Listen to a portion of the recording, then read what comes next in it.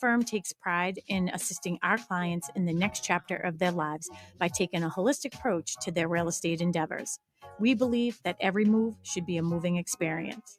Every week, my co-host Melissa Wallace and I will provide you with my team's unique marketing approach to selling homes and share with you our expertise in navigating the home buying process. We value the experience of our agents at Boston Connect Real Estate so much that not only will you hear my perspective on real estate topics, occasionally you will hear the expert thoughts and opinions of our experienced agents at Boston Connect Real Estate. Be a part of our roundtable. If you have any questions during the show, please call 781-837-4900. We love to talk real estate. Follow us on Facebook, Instagram, and wherever you like to listen to podcasts at Talk Real Estate Roundtable. If you would like a one-on-one consultation with me and my team to discuss your real estate needs, you can connect with me at bostonconnect.com or 781-826-8000. Now, sit back, relax, take good notes, and let's talk real estate. And good morning to all our South Shore neighbors and beyond. My name is Melissa Wallace, and you are listening to Talk Real Estate Roundtable. I am joined live and in studio by the one and only Kristen Howlett. Hello, South Shore neighbors. Hello. I say South Shore neighbors and beyond now. Can I ask a question? Yeah, go ahead. Is it podcast or podcasts? I think podcast. So wherever you listen to your podcast.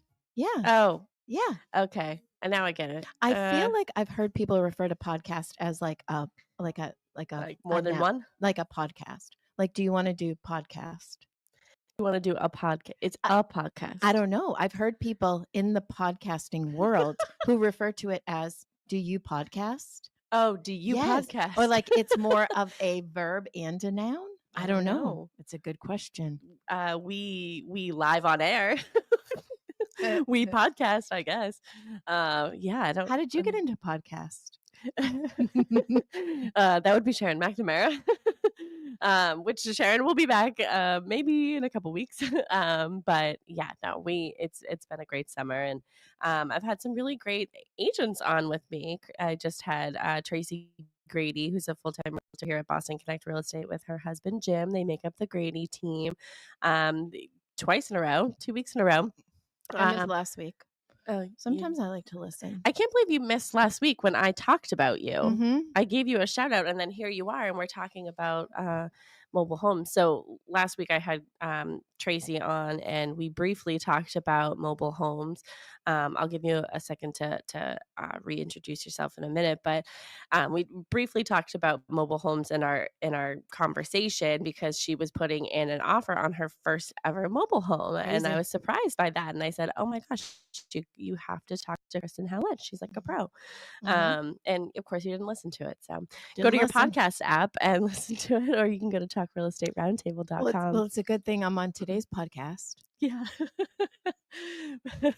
Well, right now we're just live on air. We'll make it a podcast afterwards. Oh, you're right. Yeah. Yes. Oh my gosh. Anyways, so you've been on the show many times, but why don't you reintroduce yourselves to all of our listeners? My name is Kristen Howlett. I am a full-time realtor here at Boston Connect Real Estate. I service the South Shore and beyond. And beyond. Yeah, piggybacking on what Mel said in the beginning. I help sellers and buyers and everything in between. That's about it today. Yeah. But you live in Bridgewater. I live in Bridgewater. I'll do your intro soon to for be you. by myself. I know you're an empty nester. Empty nester starting in September. And with my golden doodle, who looks more like a greyhound right now because she just got shaved. And that's it. She didn't look embarrassed in her picture this time. Oh, she hates it. She went after a deer this morning at like 5:30 this morning, barking like crazy. Jake, we had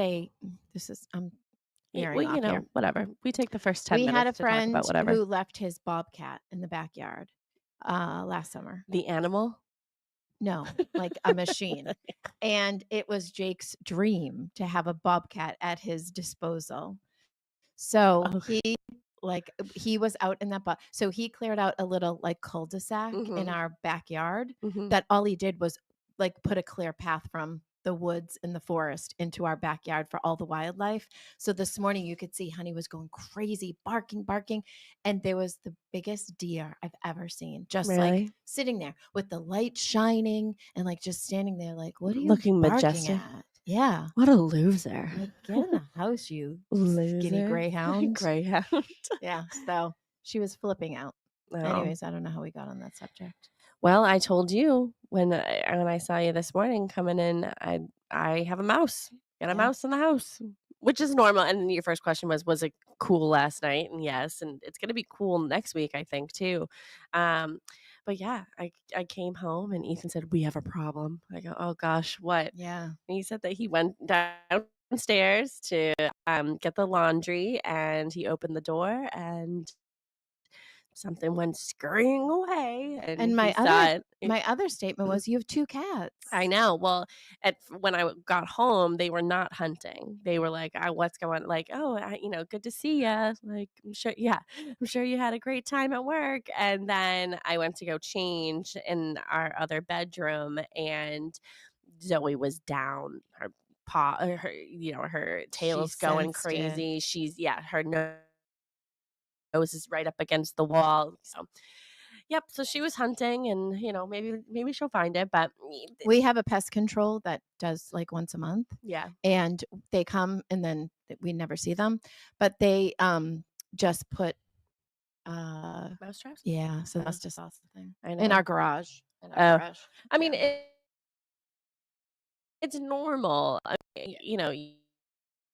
You think, oh my gosh, I have a mouse that or in reality, it's they have to get warm too, and and it's just a part of life. And between that and we had a fox in the front yard, and I'm like, I've had enough with this wildlife. Yeah, the wildlife. It's no fun. We want the turkeys back though. That's fun when we see the turkeys. Oh, I don't love the turkey. The turkeys can be super aggressive. Well, they are. They see their Ethan has a black car, and they see their reflection in his car, and they peck at his car.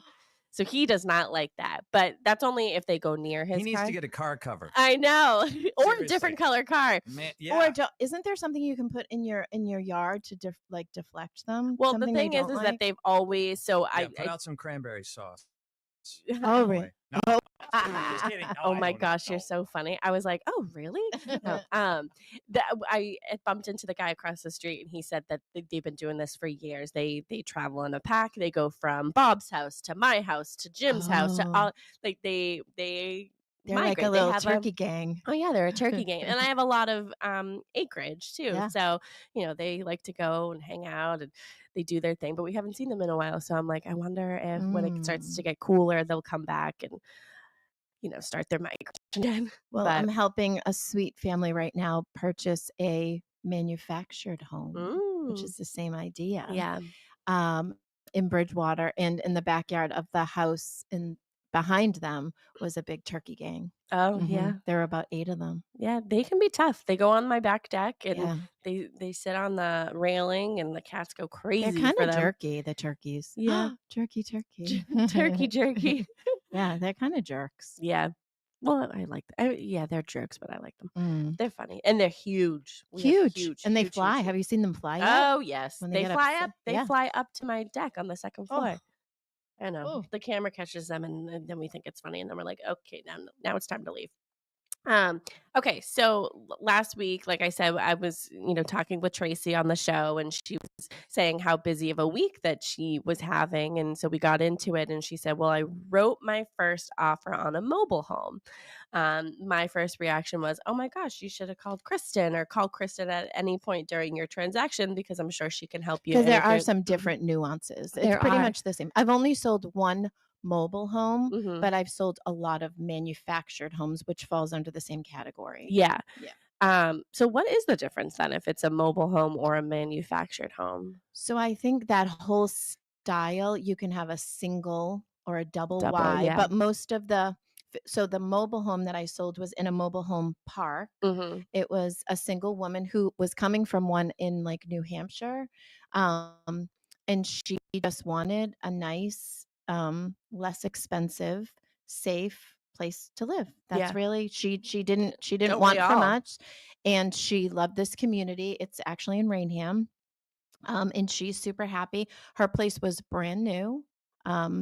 So the difference between, we just said, I think the mobile in the word mobile home, there is a mobile Can home be that you can hook deceiving. up to the back of your truck Yeah. and bring with you. And like, it can be transported and you can camp and like a camper type thing. But I don't think it's that easy to make a mobile home mobile. I Yeah. think there's a lot into it. And through some of my research, it's Expensive. So typically a mobile home or a manufactured home will be on, you own the structure, but you don't own the land. So you'll do some sort of a rent land lease every month. But we'll get into that. Yeah. Well, let's sort of talk about the difference between mobile home parks and privately owned land. So you said that a mobile home park is the land is owned by a park owner or management company, and then the resident pays a monthly lot rent. And we do see that a lot. I'm thinking, I know of one in Taunton right off the top of my head. There's one in Rainham. There's one in Norwell. I know that they're there. I think it's a lot more predominant. Like I know in Florida, there's a ton of them. I know that they just got, when they have the storms and all that, the insurance. So that is another thing too we can touch upon, is the insurance has gone up for I these. remember, so when my Nana and Papa lived in Florida, they lived in a 55 plus community. We'll talk about that well. And it was considered manufactured homes, but they were on slabs. Yeah. That's how most of them are up here. Yeah, so they were on slabs, and then they had the perfect location because it was right next to a cow field. So like all the cows would come up to the fence, and like we could pet them and stuff, and then they would go back to the other side of the, I don't know, was it a pasture or something? I don't know, whatever, and do their business over there. So it never smelled like cow, but it was like the perfect in that park, I guess, for them, but something that they loved about it is, they had a swimming pool or more than one. They had a community center in there, and there was so much to do.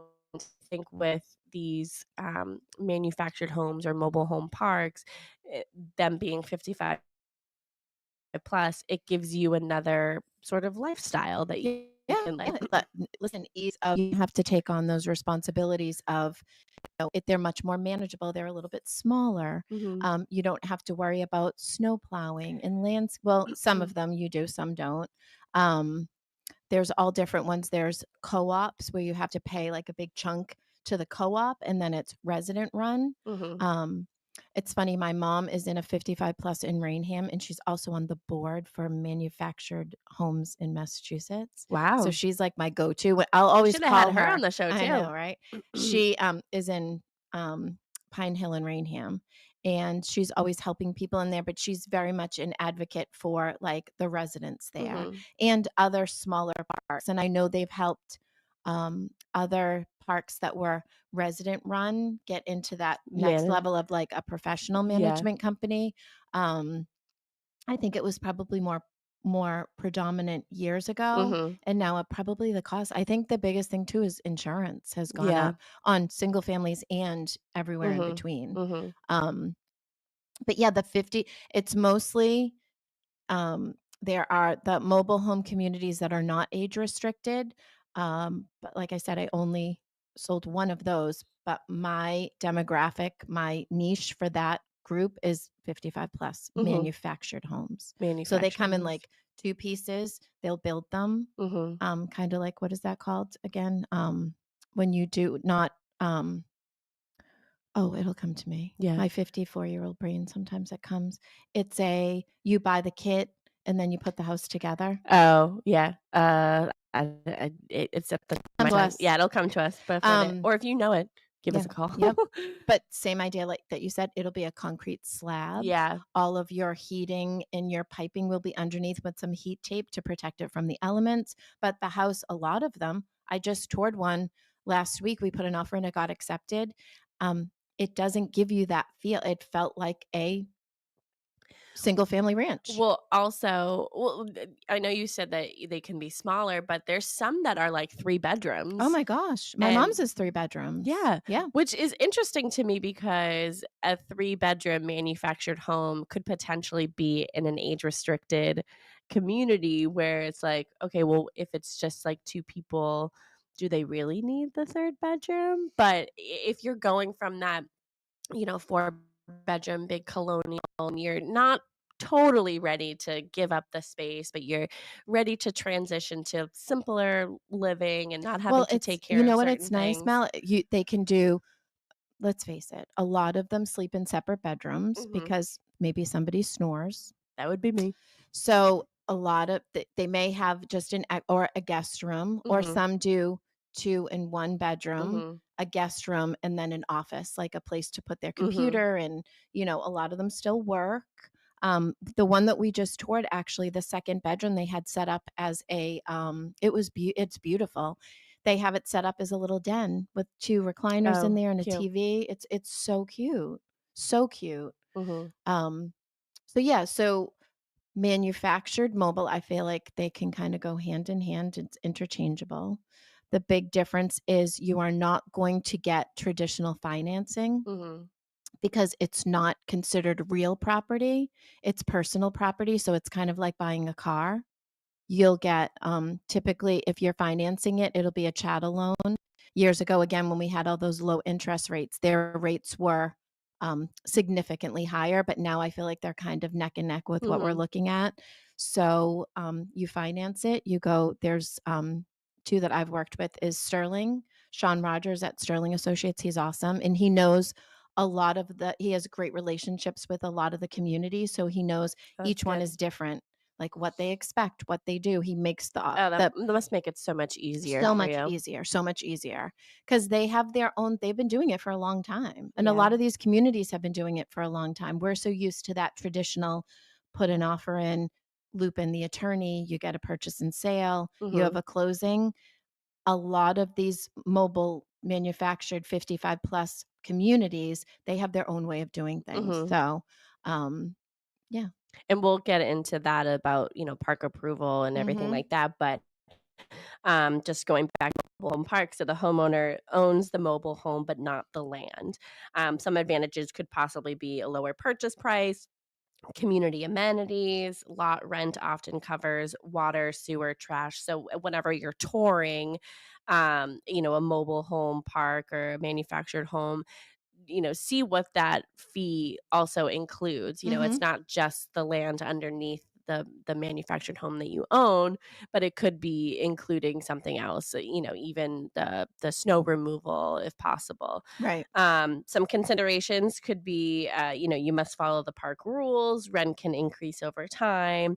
Sale often requires park approval, and risk of park being sold or closed. Yeah, I was just going to say that that's a big one. That's a Yeah. big one.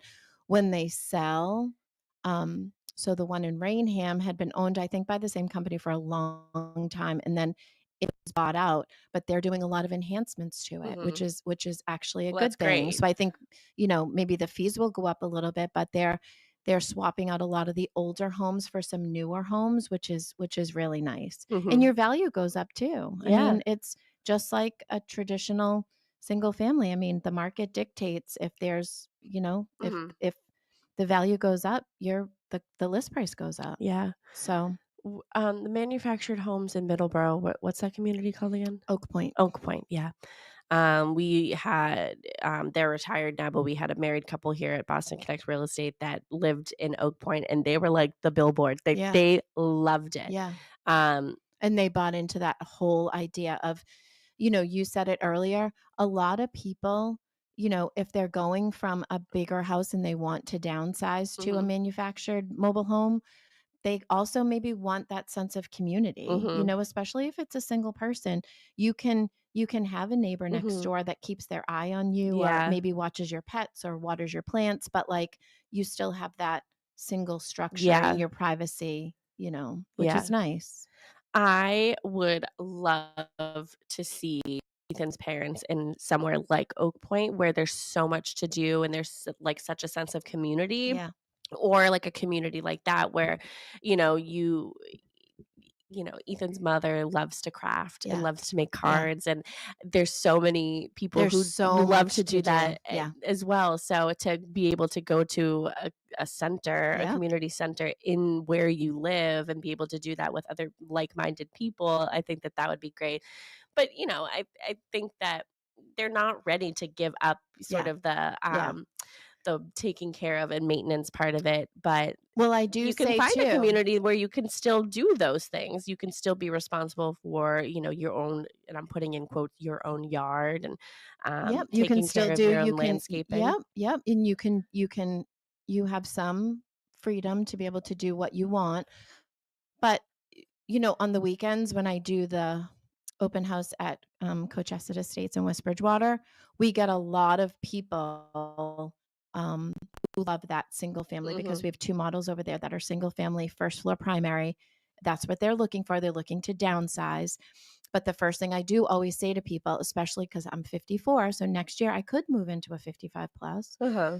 is you have to take into consideration, and I have sellers and buyers, they're going to sell and they're going to buy. We sat at their house in Easton and we talked about this. I said, if you guys have anyone in your family that like where your kids are, and at the time they were like, oh no, they're established, they both moved out, so we're fine. I said, you have to be careful because a lot of them have rules that somebody Mhm. can't live with you.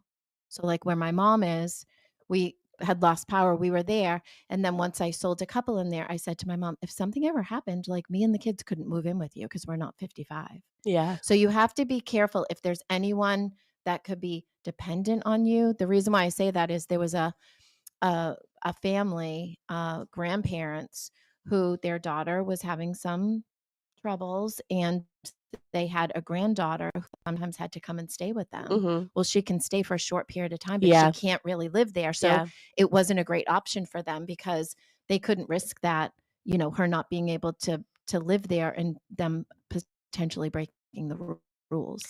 I remember a few years ago, Sharon and Mary were selling a manufactured home, and I had done a couple open houses for them.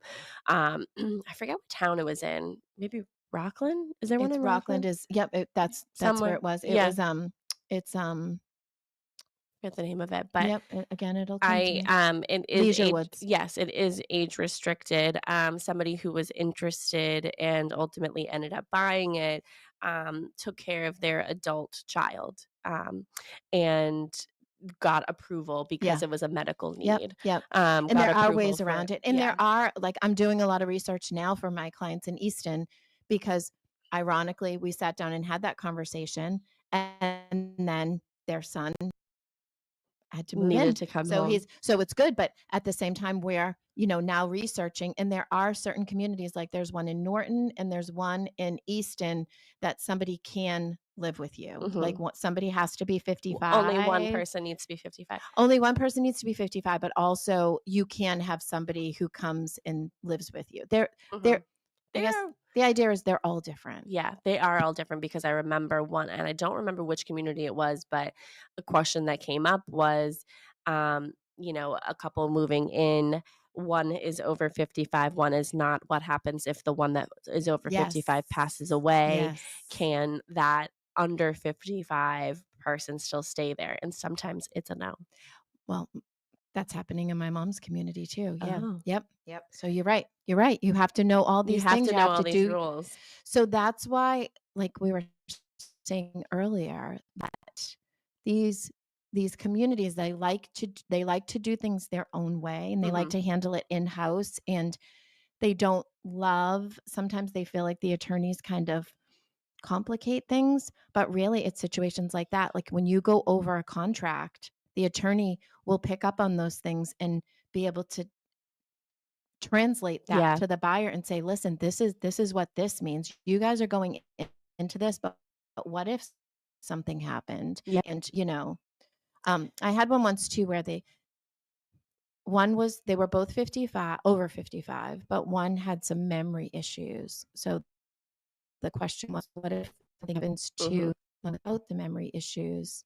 and then that person, it can get Yeah. complicated. Well, it's the same thing with, purchasing a single family home or a condo. I purchased my home as a single person. Now I'm engaged.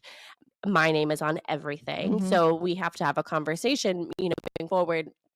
If something were to happen to me before we got married, what would that look like with my house? Well, once we do get married, if something were to happen to me and his name wasn't on anything, Yeah. what happens then? Mhm. So there's considerations whether you're buying a mobile home or a manufactured home or single family home, a condo, anything where if there's another person involved, you have to have those conversations of, okay, how do we move forward in the most smart way that protects us both? Right. Right. You're right. You're so smart. I'm so smart. Mhm. Okay, so privately owned land, so holds both the home and the land it sits on. Some advantages are more control over property, no park rules, and no monthly lot fee. Considerations for that would be higher upfront costs, full responsibility for utilities, road maintenance, and zoning compliance. A little bit about 55 plus age restricted communities. So they're designed for active adults. At least one resident must meet the minimum age requirement. That's different in every park, though. Mhm. Sometimes it's both. But if it's a single person, then yes, that person has to be over 55.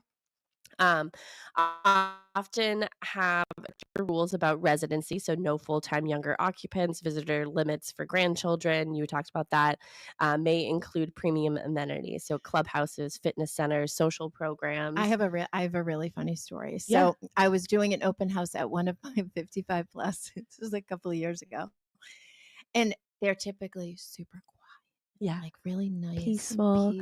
Every open house I've done in a Oh, community it's like so that, it's just nice. been very peaceful. And like people I are wanna live walking. there. The other thing Yeah. too is some of them don't allow pets, which I do think is crazy because I feel like that demographic too, they have their companions Yeah, and they they want to have be a able to. companion, whether it's a small And dog or guess a what? cat. My mom and Donnie just adopted the cutest dog. I'm dog sitting him next week. He's my stepbrother. Did And I know about this? no, they just adopted him a couple weeks ago. But so they get up and walk like that. Sammy, they're getting up, they're walking him. He's a companion, right? So it's super quiet. It's a Yeah. beautiful Sunday. And right before I'm about to close up, this guy comes in his like fast, like Trans Am car, and he's Oh blasting his radio. gosh. It was like that from Ferris Bueller. From like the 80s. You know the song. Yeah. Did he get out of the car and Chaw. oh my god, did he get out of the car in like a windbreaker? He pulls out. He is so like fast and Suave. ready. So he comes in. He's like, "Oh, this is great. This is great. I'm gonna buy this."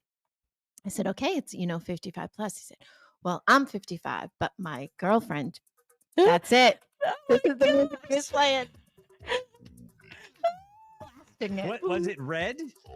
I don't remember the Oh, color you of the don't car. remember. Okay. It was a sight to see. I And would have then- loved to be there. And then it goes on, and he's like talking. He's going into all the rooms, and this one was particularly beautiful. Was it hard for you not to laugh? Oh, but it gets better. Oh gosh. So I'm like talking about the whole 55 plus spiel, and he says, "Well, my girlfriend, my fiance, is going to move in with me, and she's 30." I'm like, oh well, not sure that's going to fly here. He goes, "What do you mean?" And if we decide to have children, that room would be perfect for a nursery. I'm like, "Oh no, that doesn't work here." He said, "What are they going to do? Kick me out?" I said, yeah. I think they might. I think they might. I'm like, that's the whole point of it. The 55 plus quiet people don't want to hear the baby crying. Not the midlife crisis coming in with the, Oh, it was so Oh funny. my gosh. But yep, that was exactly the music. Wow. Oh. Tim always pulling out the good stuff. Yeah, that's yeah. crazy. Yeah. So That's needless so to funny. say, I wish I was there. He did not. He did not. He did not purchase it. I wonder where he is now. I don't know. I don't know. I wonder what community he landed in. Not sure. Oh Not my sure. gosh. So where were we? 55 plus. So buyers should review community rules carefully, especially regarding age compliance, pets, and exterior changes. There are some 55 plus communities or manufactured home communities, anything like that, that don't allow animals, which again, we were like, what? Yeah. Or they have restrictions on it. So you can only have one, or it has this breed restriction, which I think is discrimination, but whatever. Me too. Homes can be in either mobile park homes or on privately owned land, but the age restriction is always enforced by the community HOA. Do we want to talk about personal property versus real property in Massachusetts? Or I mean, sure. so personal property, where's my little? So purchasing a manufactured mobile home is pretty much like buying a car. Yeah. So you will not have a deed, you'll have a bill of sale. For a manufactured home or mobile home, you'll get a certificate of origin, which is like a title. It tells you everything. It'll have like a VIN number or a serial number, a model number, tell you everything about that home, where it was manufactured, who manufactured it. And then on the back, it'll be transfer of ownership, just the signature. And then the only other thing that binds it would be a bill of sale. So I'm curious. So with the title, I'm just thinking of as a car. So you don't get the title until you own your car. If you finance it, yes. Yes. So if you finance one of these, you won't have the title, correct? So typically, that's funny that you say that, because we're always searching at the last minute for the certificate of origin. If it's not been, and sometimes it's misplaced because they financed it in 1970 or 80, and since then it's been paid off, but who has the certificate of origin? Well, I think that's important too. So we've done a show on preparing for home sale. We've done a show on helping, with the older community, them helping their children, because one day they might have to sell their home. So a lot of the times with these manufactured homes or mobile home parks, it's not the actual owner that lived there that is selling it. A lot of the times it's the children or someone in the family or a caretaker selling it on their behalf. And a lot of the times they don't have all of the information. They don't have, because it might not have been given to them. So sometimes we are scrambling at the end. And it's not the end of the world if you can't find it. I just had one where I had brought the buyer as the purchase, and the seller had some memory issues and they couldn't figure out. We think that she may have gotten rid of some important papers. There's a workaround for it, but I would recommend, so because of this, Sterling Associates said now what they do is they have the community, so like High Pond, Stone Meadow, they'll have them hold the certificate of origin. And I'm saying because those two it doesn't only get because recorded. I'm not sure if those communities actually do it, but like Pine Hill Estates and Rainham, they may hold onto the actual original as opposed to it going to the bank, because we know banks get bought out, things happen. So to me, that makes way more sense for the community to hold the actual certificate of origin. But I do recommend that when you have it, like take a picture of it or have somebody at least send you a copy of it so you have all that pertinent information. Yeah. I mean, it is important. I'm surprised they don't have some sort of a organization that is dedicated to that. Like when you record your deed, it goes on the registry of deeds, but the title and all that stuff doesn't get recorded like a traditional home sale. You can still do a homestead. I believe you can still do a homestead. You can opt to do some sort of a recording, but it's just not a deed. Yeah. Okay. Well, that would be good if you don't have all the information if you're going to sell it. But so just to reiterate, so in Massachusetts, a mobile home is often considered personal property, like a vehicle, if it is located in a park and not permanently affixed to land that you own. It will have a title or certificate of ownership issued through the state, similar to a motor vehicle title. The sale involves signing over the title and completing a bill of sale. No deed is recorded in the county registry.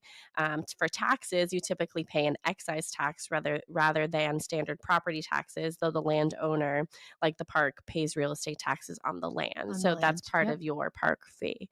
And I've done some so there's one in East Bridgewater that is more stick built, and you have a foundation with a basement. So it's more of like the single family home, but it's 55 plus.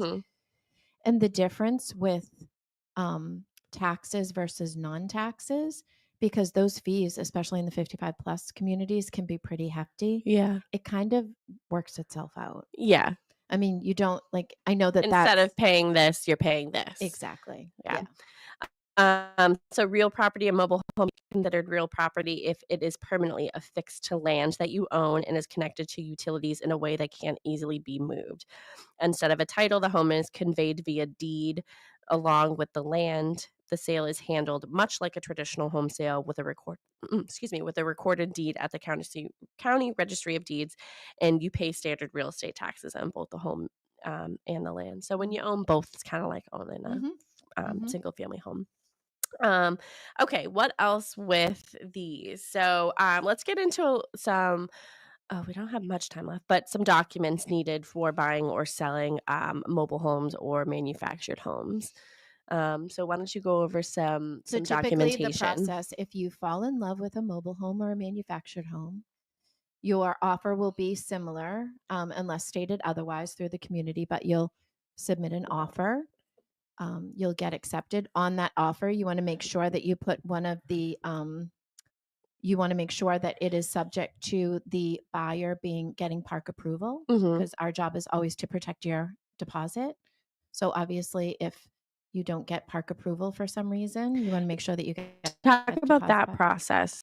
They're What all is park different. approval? So basically, they want to make sure that you are creditworthy. I know in particular, some of the communities are looking for bankruptcies or charge-offs or anything like that. So they will ask you to submit a credit report, and they'll ask for some personal references. They want to make sure that once you're in there, you're able to support that and pay that monthly fee. And which is comforting for all of the people who already live in that community, because they know that everyone should be able to afford all of the fees. And too, it's more like a safety. Listen, I've always said that these communities, they start out, they build. Of course, it's a business, right? But at the end of it, when all the building is done and they have their people in the community, they have a certain responsibility to make sure that they're safe. And there's everyone from young 55 to there could be somebody who's 95 and doesn't have a lot of family. So having that community and making sure that the workers that come in, the contractors, are vetted and responsible. There's a lot of things that go, and that's what I love about that. For some people, it's just it's a nice, safe place for them to be. They can be as involved as they want or not involved, but the neighbor next door may be like, oh, I haven't seen Melissa in a couple of days. She hasn't turned her light on. Let me make sure that she's okay. So it's a great place for people to live out that, back nine. Yeah. In a nice, comfortable, it's a great place to live. And the community's responsibility of all of the residents in there, making sure that they're just, safe people. I worry about the guy across the street from me. Why? Because he always has his light on, but sometimes he'll go 1 or 2 days without putting his light on at night. So I always say, and he's like, oh, relax, he's okay. And I'm like, well, how do you know that? I know, but that's good. So that's nice that you're looking out for him and he doesn't even know it. He doesn't even know. I'm looking out for you if you listen to the show. Okay, back to documents. So park approval for a new buyer. And then also, I don't know what the document is called. It's similar to a 6D when you sell a condo, right? So it's showing that you're up to date. Fees are paid. Yeah. A letter of good standing, sometimes it's called. But also, so if you put an offer in, then each community is different, but so a lot of them have the right of first refusal, which is super important to know. So that the community can supersede and they have the right of first refusal. So if you're putting your house, your mobile home, manufactured home on the market, you get an offer, you have to submit that offer to the community because they have the right to purchase it first. I've never seen it happen, but it could be that, maybe they what about do some upgrades on it. What about they have the right to sell it before you hire a real estate agent? Yep, some of them do. Again, you have to read the bylaws and all that. I always suggest have an attorney look at it. I know that there's a couple of communities that you have to list with them first for at least 7 days or something like that. And if not, it will be an exclusive. Then you can go on to a real estate agent. Yeah. The ones that I've dealt with, you can bring your own agent in. It doesn't really matter. Nice. So subject to community approval, subject to right of first refusal, subject to community approval. Once you get that approval, you would do it's a purchase and sale, but it's a little bit modified. It has different verbiage in for the VIN number and all of those things and the different nuances that have to do with that manufactured home. And then typically if it's financing or if it's cash, same idea. We've done the closings at the home, literally at the kitchen table, and then you just transfer ownership, give the keys, and you leave. When you sell it, you still do a smoke inspection. Smoke inspection, yeah. Even if you're purchasing it cash. Yep. And that's also to protect everybody else in the community as well. Yeah, and you can still do, so the one that I have right now, the agent that I'm working with is wonderful. He's actually a senior residential specialist. And I keep telling him, I think our worlds collided. Like we were meant to work together because we're both very like-minded when it comes to that demographic. And, so he's wonderful. His name is Adam Hayes. He's with Milestones Realty. And he just sent me over. They just had all the mechanicals replaced, like the heating system and the water heater. And he just sent me all of the permits that were pulled. So that's another thing too. You can make sure that all, just like you would do your due diligence with a single family home, you can do due diligence with all the and you can do a home inspection on it as well. Yep. We have a home inspection on Tuesday. And it's important too, because it's different, that crawl space, the difference between on the slab, there's typically little, little hatches that you can open up, but I'm not going to crawl under there. Yeah. Now Get they a home have, inspector. Now they have and now they have the home inspectors. You can put something on like the little, like a robot. Yeah. That's what I think would be great. Right. And they can do like a little race car, like a remote control car. Race car. And then you can just get a look for like all the piping underneath, because that's the most important part. That's where it is. A lot of the stuff is. It is.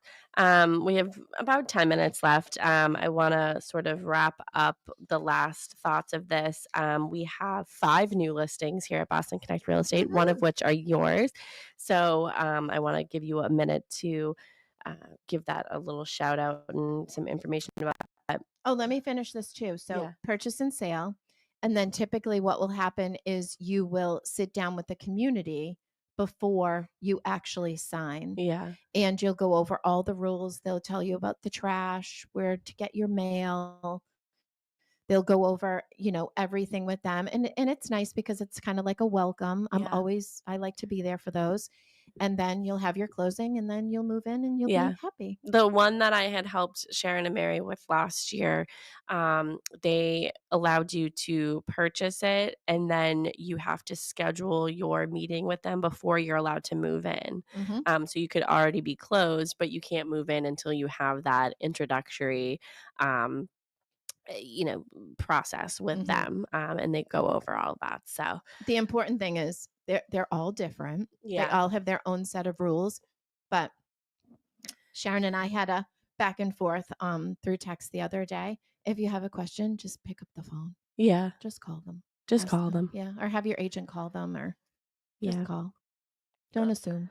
Some rules and restrictions. So we said policy, exterior maintenance and improvement restrictions. So that's, doing things outside that is visible to other people. They like uniform. They like everything to kind of look the same.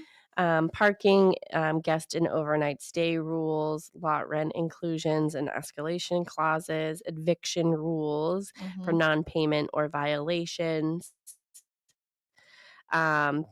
We sort of talked about how to purchase a mobile home or a manufactured home. So, you choose between your park, your privately owned land, or a 55 plus community. Secure financing if you need financing. So whether it's a personal loan, a chattel loan, or you can pay cash. And then obtain park approval for making final purchase, conduct a home inspection if you choose, complete title transfer or deed recording, depending on how you're purchasing, and then register with Park HOA and set up utilities. I think my biggest thing I would say is, if you're interested in one of these communities, see if you could get a copy of their rules and regs, so that you can see if it's something that would be a good fit. Yeah. Do your research. And yes, rely heavily on your agent, but at the end of the day, your agent isn't the one who is going to be living there. So it might not weigh heavily on them for a breed restriction, but it might weigh heavily on you as a buyer. So, always look through those. Yes, it's a lot of papers, but always look through them and see if there's anything that really jumps out at you that you love or that you don't love. And it's not for everybody. I mean, I've only had one client who moved in who wasn't really happy, but she's young at heart, and I think she felt like, it was Too soon it for was her. it was too soon for her, and I also felt like she didn't love the rules. Yeah. But there are the other, like, I have my client Mary, who's over in Pine Hill where my mom is, and she loves it. She is so happy. She's loving she says it's the best thing she ever did. I love that. Yeah. Okay, so let's talk about your new condo. You have a new condo in Brockton. You've done 2 open houses so far, two commuter open houses. You're doing an open house today. Give our listeners a little sneak peek about your condo. It's 221 Oak Street in Fairway Oaks in Brockton, which if you're going to live in a condo complex in Brockton, this is where you're going to be. Everybody, it's super desirable, very well run, very well maintained. The landscaping is beautiful, nice in-ground pool, tennis courts, community garden. Location is awesome. It abuts DW Field Golf Course, DW Field Park. It's funny, when the kids were little, we used to bring them down there and feed the ducks all the time. Oh, So cute. it's great. It's on for $299. It's a fantastic layout. It's middle placement, so you only have a couple of stairs, tons of guest parking. It's about 1155 square feet, 2 beds, 2 baths. You have a nice big primary bedroom with balcony, and then a nice updated shower stall with a nice bath. Beautiful. Yeah, I know the pictures are beautiful. Yeah. It's really it was nice. done. So my client moved in 2022. She's relocating to New Hampshire to be with her family. It's just too much of a drive. Other people there forever. Yeah. And when it came on the market, she knew that's where she wanted to be. Oh, great. So we have an open house today from 11 to 1. We had a Thursday open house, commuter open house, and we had so many people. Yeah, that's great. Yeah. And then last night we had 6 groups on Thursday, which I was not expecting. Christine Fisk, who actually is running the Falmouth Road Race. Is that tomorrow or today? I don't know. Yeah, she's in the Falmouth Road Race this weekend. Oh, So awesome. Good luck, Christine. Run fast. Woo! She was there Thursday with me. We ended up getting a great client for both of us. Oh, awesome. Yeah, unrepresented, non-pre-approved buyer, very sweet. And so that was great. And then last night I had about 4 groups through. That's awesome. Well, so yeah, come by. today's 221 Oak Street, unit 1824. Everyone's getting lost. So just follow Oak Street all the way until you get to Webster Bank and take a left. You'll see the sign. Yeah, and you'll have open house. I'll have my open house signs, yeah, follow the balloons. Follow the balloons. Yeah. It looks like a really great condo. So good luck with that. Super affordable, fantastic. Yeah. Yeah. Everything. It's nothing negative to say. It's perfect. Well, we have a few open houses. So Sam Horton, he has a new condo, 17 Messenger Street, Unit 2 in Plainville. That is on the market for $499,500. It's a 3-bedroom, 1.5 bath condo. He is going to be there today, 11 to 1, and tomorrow, which is Sunday, 10 to 11:30. That looks like a really great condo as well. So for single family homes, we have 7 Robinson Road in Woburn. Evis Mason is the listing agent on that one. It is a 3-bedroom, 2 full bath Cape. It is on the market for $875,000. She will be there today and tomorrow from 10:30 to 12. So check that out if you're looking in the Woburn area. That looks like a fantastic listing as well. 20 Acorn Lane in Pembroke. The Grady team has a new listing. Yeah, this is really cute. It's on the market for $899,900. It's a 3-bedroom, 2.5 bath colonial here in Pembroke. So 20 Acorn Lane, Pembroke. They are going to be there today and tomorrow from 11 to 1. So be sure to check that one out. 27 Wampatuck Street in Pembroke as well. If you're looking for a ranch, it's a 3-bedroom, 1 full bath. It's on for $469. That is Sam Horton's listing as well. He's a busy bee these days. He's going to be there tomorrow from 1 to 3. So after his open house in Plainville, he'll be over here to Pembroke. Again, it's 27 Wampatuck Street in Pembroke. So if you're looking for a 3-bedroom ranch, here's your opportunity. 599 Washington Street, Unit 1 in Pembroke. That is Sharon and Mary's listing, so the McNamara Horton Group. They are going to be there today from 1 to 3. It is a 1-bedroom, 1 full bath condo here in Pembroke. Beautiful garden level, $459. I mean, it's a great condo. You get that. This is one of those that you have to see in person because you walk in and you're like, okay, this is great. Yeah. And then, of course, every Saturday and Sunday, the McNamara Horton Group holds open houses at Cochise Estates in West Bridgewater from 10 to 12. I'll be there tomorrow. You'll be there tomorrow. Is Mary there today? Mary's there today. Mary's there today. And then every Saturday and Sunday also at Cushing Trails in Hanson. There's only a few left over there. Yeah, there's only I don't even know. I don't even want to say a number. I think 2? A few.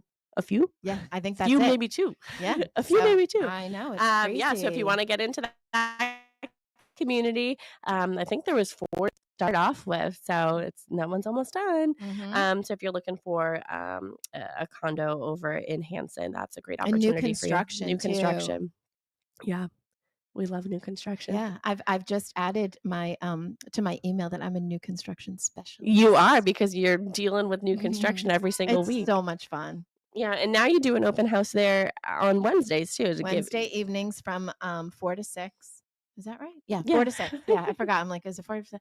But yeah, I just had a great. So one of my favorite buyers she just closed a week ago Friday. Yeah, and she's so happy. And I say all the time, I am so addicted to the process of somebody coming into the open house and then they plan their dream home. Yeah. And a lot of times it's hard to see.